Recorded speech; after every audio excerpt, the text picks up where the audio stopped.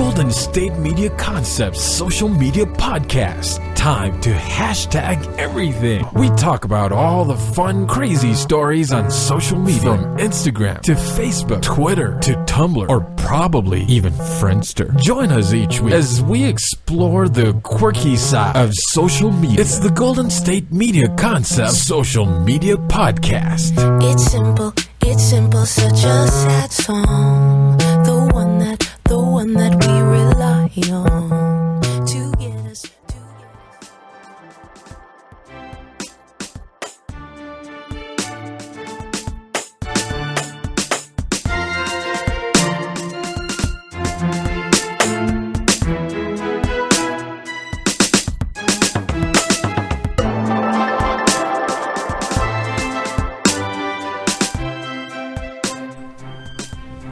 Hello and welcome to the GSMC Social Media News Podcast, brought to you by the GSMC Podcast Network. Today we are going to be talking a couple different social media topics, but I just want to say that I am very happy to be joined by my lovely co-host Ariane. Hello. And the lovely Sarah. Hello. And I, of course, am your host Heidi, and I want to talk about Kanye West in the White House. Although perhaps I should say I don't really want to talk about Kanye West in the White House, but I feel that I have to. Yes. Sometimes I feel like this should just be the GSMC Kanye West news Yeah, it should be like podcast. the West Watch or something. Yeah. So I feel like we talk about Kanye West as well as his wife Kim Kardashian West quite a lot. Yes. And it's just blowing up my social media, which is a little frustrating because I can't outrun him. But we are talking about a story that a lot of people have been tweeting about and Instagramming about and probably complaining about. Kanye West went to go meet with the president for lunch at the White House on Thursday, October 11th. And he went because President Trump was signing the Music Modernization Act, which has to do with like digital music files now. Okay. So it's just like updating some of the publications about updating the publications of music. And after signing that and lunch, they met in the Oval Office, and they were surrounded by reporters. Also present in the office was former NFL star Jim Brown and Jared Kushner, the president's son-in-law. And during this meeting, Kanye West went into basically a 10-minute speech. I have seen other news sources write it as a 10-minute soliloquy. Mm-hmm. And he discussed things like mental health reform, prison reform, job creation, the 13th Amendment, and more. And addressed seems like a very polite term for what he did. Yes. I mean no one else was talking. Rambled and yeah, just kept throwing. I mean, there didn't seem to be any like transitions or anything that made a lot of sense outside his head. No, it did not seem rehearsed or written out. It was kind of just like a rant. I feel like it was like a normal on-the-fly Kanye, I'ma just say what I have to say really quick. Yeah, it was just one of those. I think he even mentioned his shoe line or clothing line, the Yeezy things or something like that. Probably. I really am starting to worry about his mental health. Yeah, and it was also one of the first times where I feel like President Trump didn't say anything.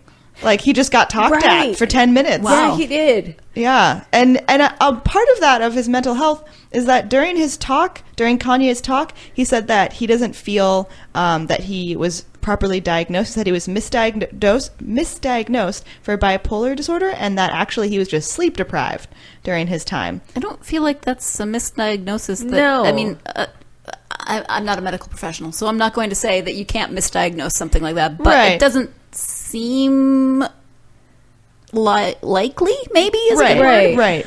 I mean, especially with all that we've been seeing going on with Kanye. Yeah. And I think I read somewhere where when he did get diagnosed, they brought him to I want to say it was like a rehabilitation center or just like a place where he can relax and get some sleep, because they were concerned about his sleep and he wasn't getting much sleep. So they brought him there and he stayed there for a couple of days so he could get some sleep. I think it was like up to a week, and then they diagnosed him.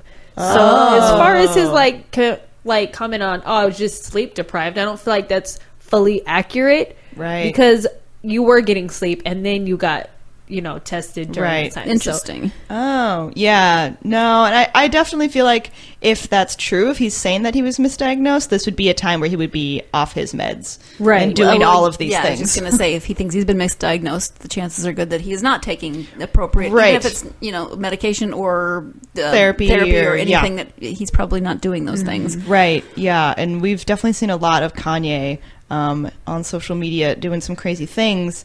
Also in his talk, he mentioned the Make America Great Again hat that he is always seen wearing, and he wore it at this meeting in the Oval Office, and he said that it makes him feel like Superman.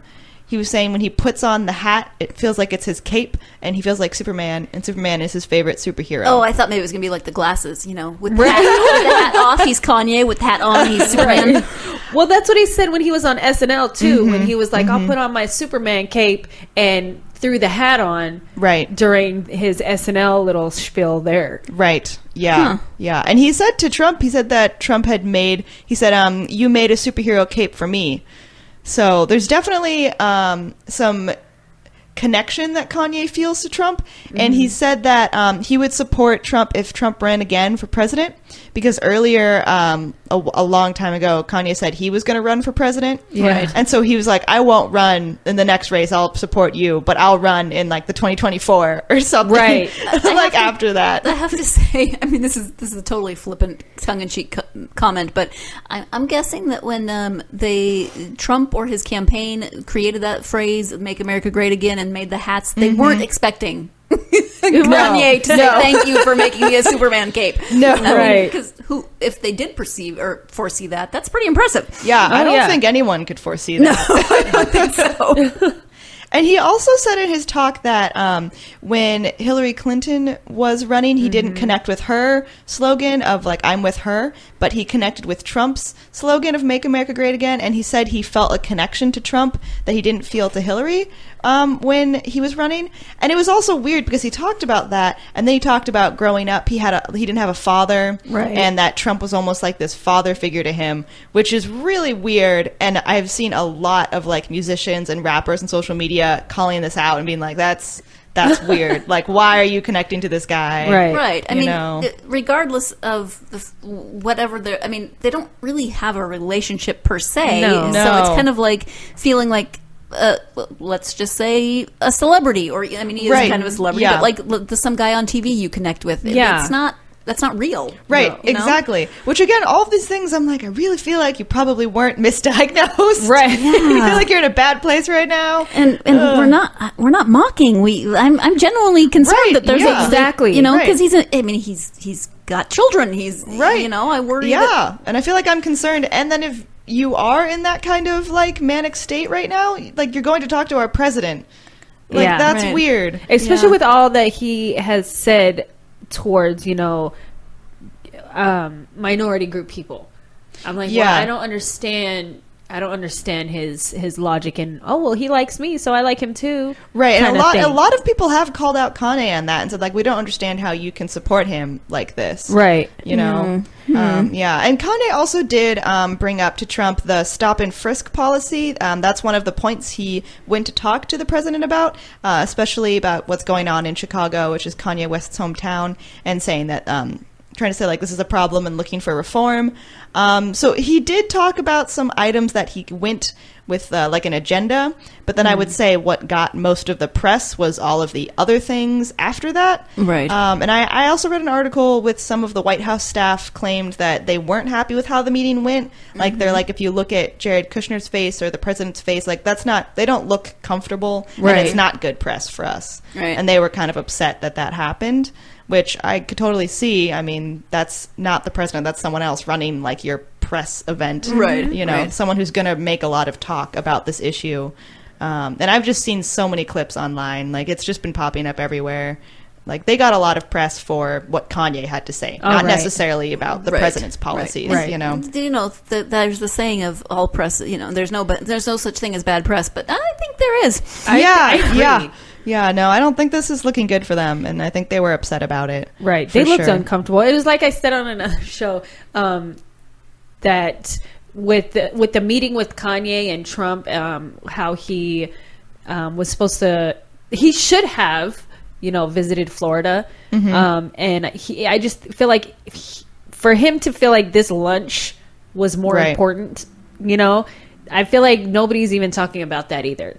Maybe because Kanye took the spotlight on that, but I mean, this is just ridiculous. I'm not a fan of it. Right. I mean, there's like a natural disaster in Florida, right. Which I feel like should be where your attention is going, not right. all your press is going towards this lunch with Kanye West. And I also don't know how you could have a lunch with Kanye West without it making big headline news. I feel like you should foresee that would take over some. Yeah, it's hard. Yeah. Yeah. So, I don't know. I mean, I'm glad that Kanye went with some items that he wanted to talk to the president about, but I don't think that where all of the press went was good. Right. Well, I feel like even watching it, he was like jumping like, oh, I want to talk about this and this and this. And then the Trump was sitting there at his desk kind of looking at him like, okay, well, pick one and tell me what you have to say about it. Don't just hit every topic you want to talk about. Right. Yeah. And the president also mentioned that how he had met with Kim Kardashian West earlier and how he appreciated that talk, which I thought was interesting because I don't think that conversation was as heavily full of reporters at the time. And it sounds like a prisoner was actually released from that conversation. So I'm like, well, that seemed kind of productive. Oh. I'm not really sure what's going on from this. Yeah, I don't think I heard anything about the fact that she was there. Yeah, I didn't realize she was there, actually. Yeah, and she went and visited, and she went to talk about a prisoner who a lot of people have said was wrongfully convicted. And I believe President Trump used his presidential power to either release her from prison or have her case reopened. Oh, wow. And I know that a lot of people were praising that situation because she had been a prisoner that a lot of people were talking about. So they were really glad that happened. Oh, okay. So I'm not really sure. But yeah, it wasn't as heavily reported as this is, which I feel like was far less productive. Right. Yeah. Yeah. So I don't know. Crazy things are happening. We're going to take a quick break, and then we're going to come back and talk about a different social media news topic. Always on the go, but the day just won't be one without your Hollywood fix. Let Golden State Media Concepts Entertainment Podcast take care of that. An all-inclusive look of pop culture.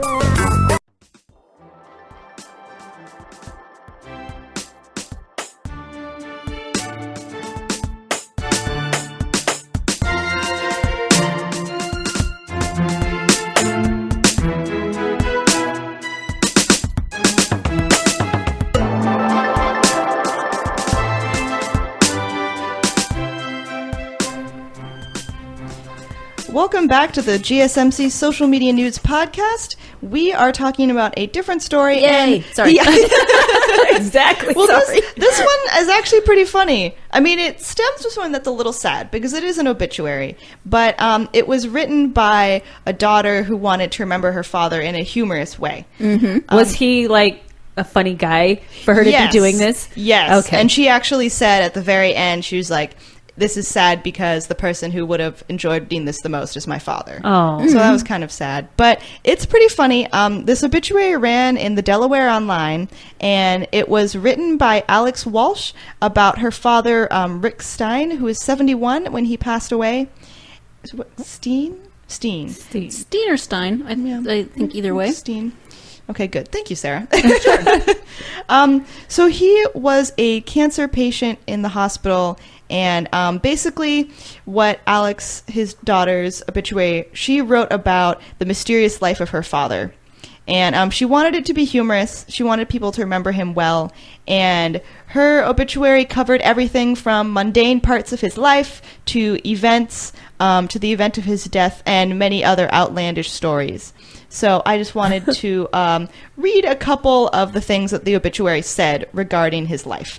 So regarding his passing, she wrote that he was a cancer patient and he was seen on a security camera leaving the hospital by himself, but then the camera mysteriously cut off. However, records show that after that he took an Uber to the airport and then convinced the airport to let him on and to take a single-engine plane and pilot himself over the Atlantic Ocean, Pilot himself. Pilot, yeah, all by himself. And then he turned off the radio connection and disappeared over the ocean. And his brother claims that he was not at all a pilot, and they will never find him as he has escaped. Oh, maybe he's hanging out with Amelia Earhart now. Right. To the Bermuda Triangle, I'm sure.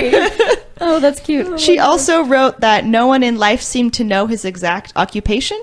And she said that he owned restaurants in Boulder, Colorado, knew every answer on Jeopardy, and he did the New York Times crossword puzzle in pen. Ooh. Oh, he's super smart. Yeah. And that whenever she talked to him, he said that he wanted to go out and get some grappa. What is grappa? It's Wait, I'm lost. it's like an Italian wine. Oh, okay. And she said Ooh, that I like he always wanted to go out and get a glass of grappa. Will you come back? Yeah. Another part of the mystery. I know. And also his brother, or actually his son-in-law, said that he was a political satirist for the Huffington Post, while his grandsons, Drake and Sam, said they believed that he wrote an internet sports column for ESPN, and that he covered the Duke basketball and FC Barcelona soccer, the Denver Broncos, and the Tour de France. I really hope that this is tongue-in-cheek and they didn't all not know. Yeah, right. No one knew anything. Really him? Yeah. His granddaughter Evelyn claims that he was a YouTube sensation and had just signed a 7-figure deal with Netflix. Yes, me too. Okay, now I'm going to jump in here and say that obviously the family had a lot of fun with this, which makes me happy because I have worked with numerous families in terms of funerals. Long story, not important. And it makes me so incredibly sad when I read an obituary that says, it's about your mother who's 80, 90, whatever. And it was like, she was born here. She married X. She died in this, and she liked to garden. Yeah. You just summed 90 years up and she liked to garden. Right. Yep. That just makes me sad. So I mean, I think that's why this was so popular, is because it was like interesting, and it was something that it made people want to know about her father. Yeah. And that was really cute. Another part that I thought was funny about his occupation is that his nephew said that he thought he was a trail guide in the Rocky Mountain National Park. And another said that his uncle was a consultant for a record chain and ran a group of Legal recreational marijuana dispensaries. And his niece said that he worked as a contributing writer for Seinfeld and Curb Your Enthusiasm and was consulting on a new series with Larry David. What is that game where everybody writes down the definition of a word? Right. Blah, something. But I'm not playing with his family. No. They clearly can come up with some stuff. Yeah. And he's done so much. I bet he they'd be like, he left us all a map to find the loot. And apparently after this was published, other people started writing stories too. Like, they just submitted them to her of, like, even if people kind of knew her or kind of knew him, they would just send it in. Nice. like, oh yes, and I remember he owned a series of, like jewelry pawn shops in New York. And We saw his plane flying. There was that time in 1972 when we met in New York. I'm going to make up a story about the man now. I know. I know. Rick sounds cool. We should. You remember that time he was on the podcast? Yeah. That was awesome. He was great. Oh man, what a great guest. He brought in cookies beforehand. He was a Yeah. joy. Wonderful. What a guy. And she said that not only did she get responses of other stories, but there were so many people who reached out and offered condolences and just wanted to comfort the family. Oh. And she just said it was beyond what she had expected. She just wanted to remember him well. And I just good think that's job. so sweet. She really did a great job. And if anyone is wondering, I think he passed away from cancer, surrounded by his loved ones. Oh, that's good. In the hospital. So Probably just laughing the whole time. I know. I hope so. Or hopefully they were all reminiscing on whatever it was that he did. Right. Sounds very probable with his family. Yeah, I hope so. He They sounded seem like fun. such a nice man. I know. That's what I'm thinking. I feel like they'd be good at a dinner party. Can we hire your family to come tell jokes? I think that'd be great. Or just be you guys. You guys are great. Yeah, exactly. Just be yourselves. I also do believe that his daughter works in media as well. So I think that made sense to me. I was like, yeah, you're probably in the business. Blow it up. Yeah. So another topic that I wanted to talk about, this was really interesting to me. So there was a young man, I'm not going to say his name correctly, but Yacil Correa, I would say. I'm not sure about the first name, though. Okay, Correa the second. And he Or was... Correa. It depends on if it's Portuguese. It is Portuguese. Then it's Correa. Okay, Correa.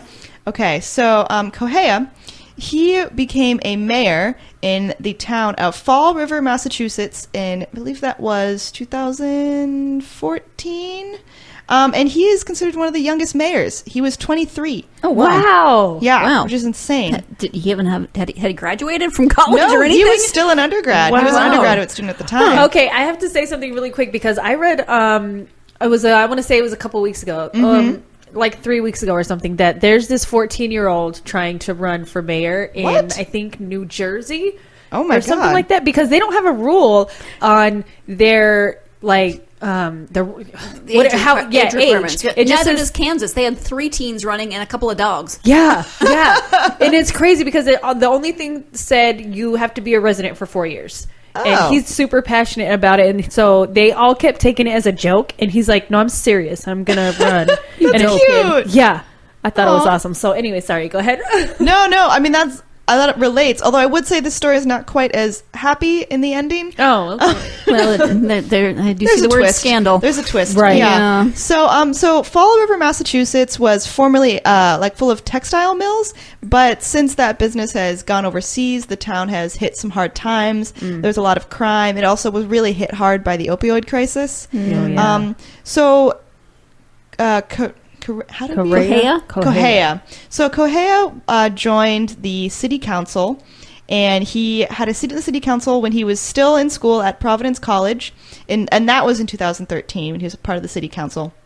And then after that, he then became mayor. And since becoming mayor, he has had some problems with the feds. Early Thursday morning, federal agents arrested him on charges that he stole almost $250,000 from 7 people who had 7? invested in his startup.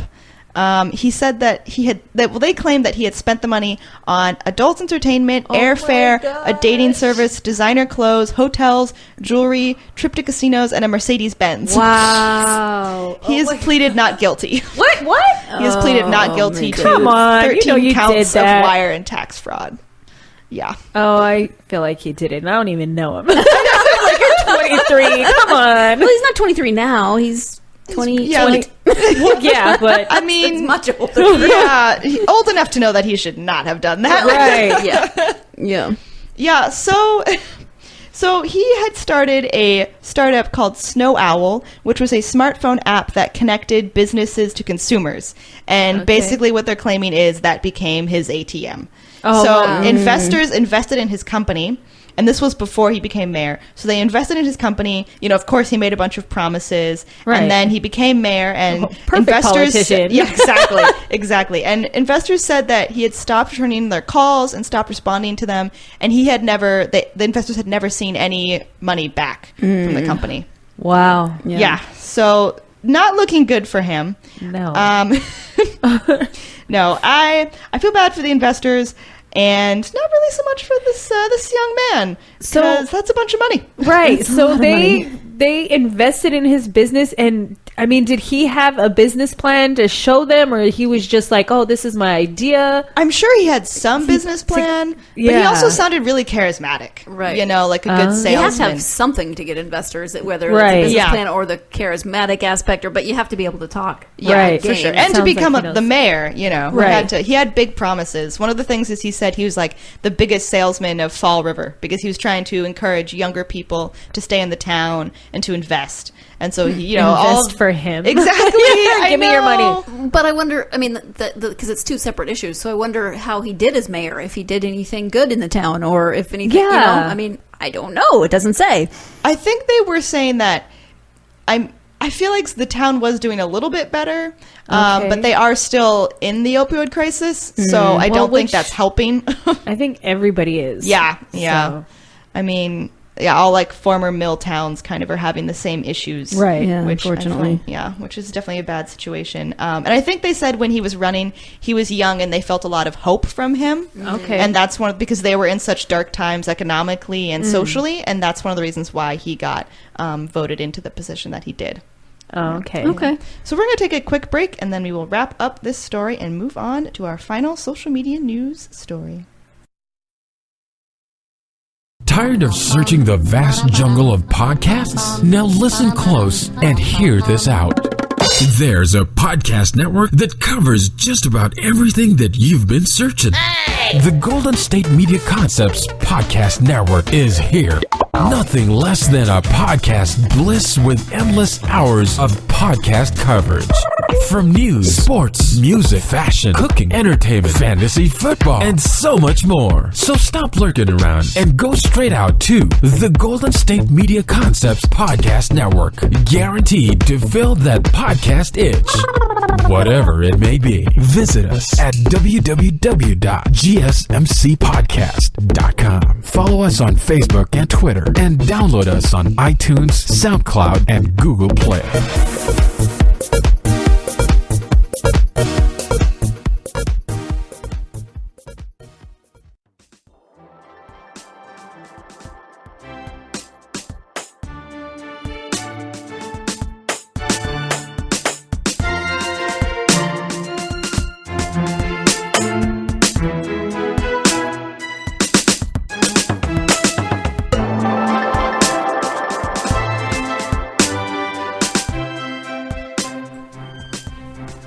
Welcome back to the Social Media News Podcast. We are finishing up our story about this young mayor, and I believe we are saying his first name as Jazil Kahara. Jazel?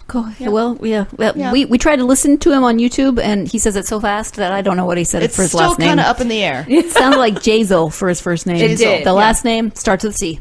Yep, that's Jazil C. There we go. That's what we're ending on. Exactly. Let's go with that. So I also, just before we wrap up this story about the allegations, I just wanted to give a little quick few facts about how he became mayor. So facts are used lightly because this is still what he claims happened, but it has not been corroborated.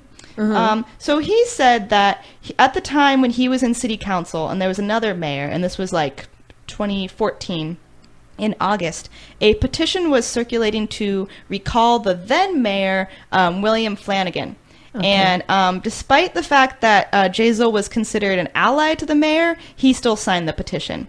And then, according to Jazil, the former mayor then asked to meet him at midnight by the waterfront.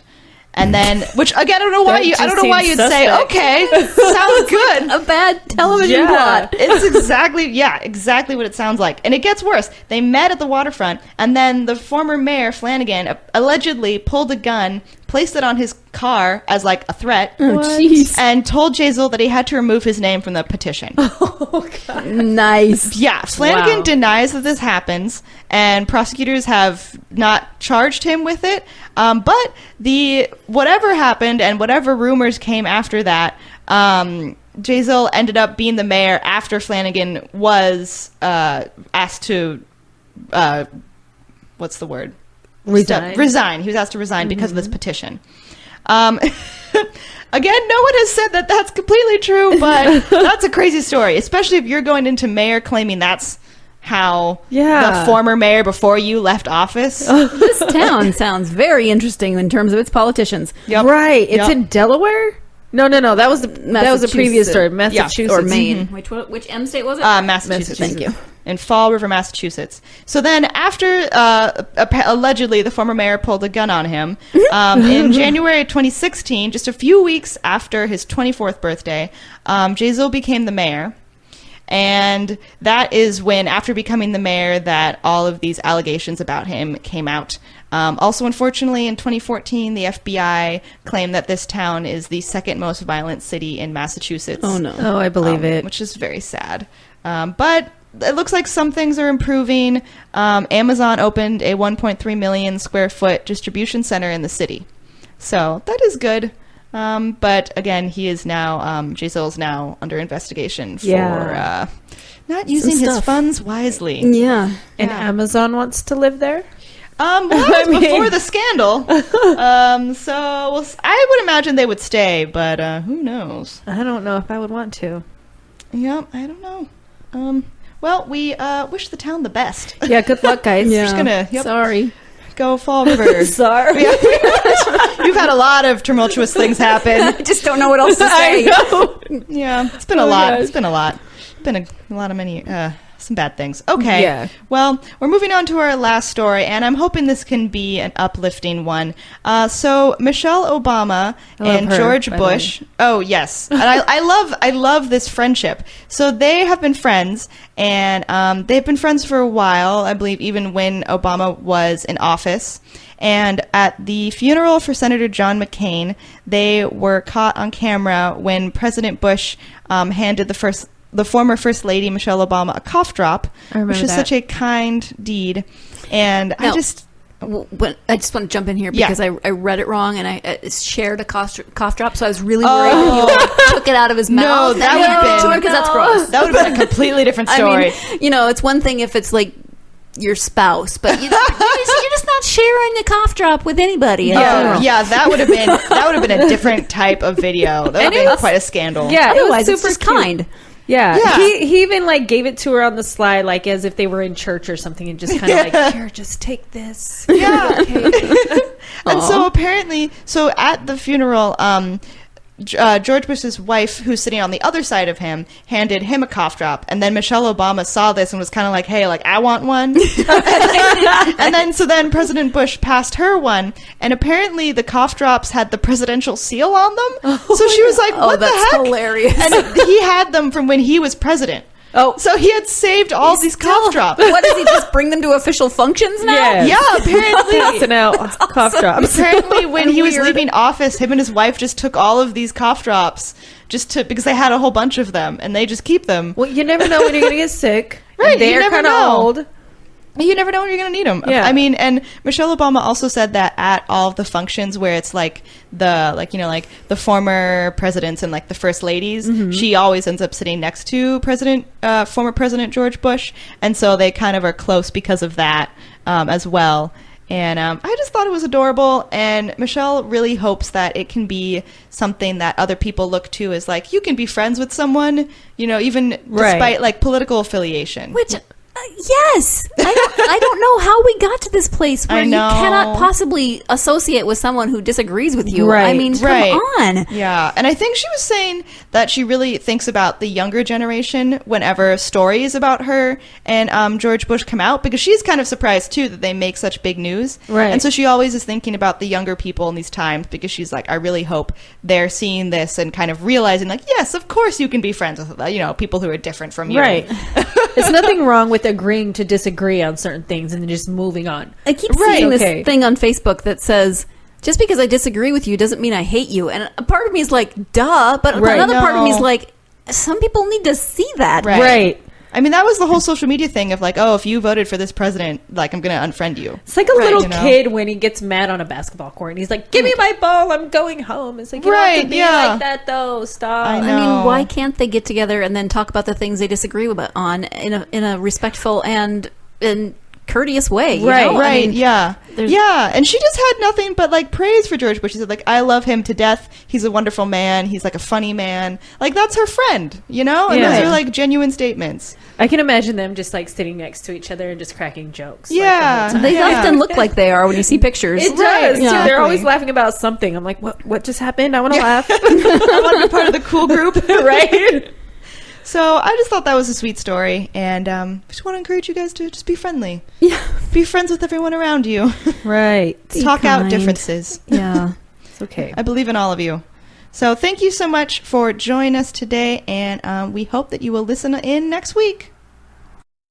You've been listening to the Golden State Media Concepts Social Media Podcast, part of the Golden State Media Concepts Podcast Network. You can find this show and others like it at www.gsmcpodcast.com. Download our podcast on iTunes, Stitcher, SoundCloud, and Google Play. Just type in GSMC to find all the shows from the Golden State Media Concepts Podcast Network, from movies to music, from sports to entertainment, and even weird news. You can also follow us on Twitter and on Facebook. Thank you, and we hope you have enjoyed today's program.